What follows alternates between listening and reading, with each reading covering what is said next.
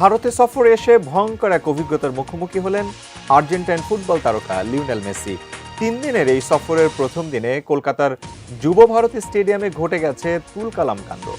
দর্শকরা প্রিয় তারকাকে ঠিকমতো দেখতে না পেয়ে রীতিমতো তাণ্ডব চালিয়েছেন। আয়োজকদের নানা অব্যবস্থাপনায় ক্ষোভ সৃষ্টি হয়েছে গোটা ভারত জুড়ে। তবে টিকিট কেটে দর্শকরা মেসিকে দেখতে না পেলেও মেসির সঙ্গে ছবি তুলে বিপাকে পড়েছেন অভিনেত্রী শুভশ্রী গাঙ্গুলি।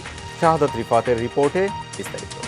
কলকাতার সল্ট লেক স্টেডিয়ামে 13 ডিসেম্বর 2025 তারিখে আয়োজিত GOAT greatest of all time India tour event Lionel মেসির সঙ্গে পুশ করে অভিনেত্রী শুভশ্রী গাঙ্গুলি তীব্র সমালোচনার মুখে পড়েছেন।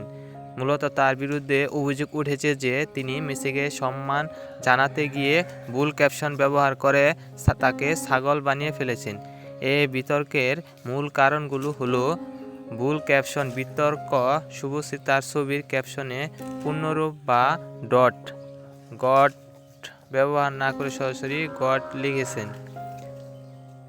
নেটিজেনরা কটাক্ষ করে বলেছেন যে গড মানে সর্বকালের সেরা হলেও সাধারণ ইংরেজিতে গড মানে ছাগল। সমালোচনার মুখে পড়ে তিনি পরে ক্যাপশনটি সংশোধন করেন।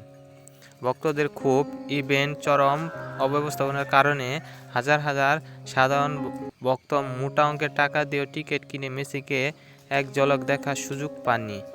সেই বিশৃঙ্খলার মধ্যে শুভশ্রী মেসির সঙ্গে হাসিমুখে ছবি পোস্ট করায় ভক্তরা তাকে সংবেদনশীল বলে আখ্যা দেন এবং অনেক ভক্তরা তাদের মেজাজ হারিয়ে মাঠের মধ্যে চেয়ার টেবিল ছুঁড়ে ফেলে দেয়।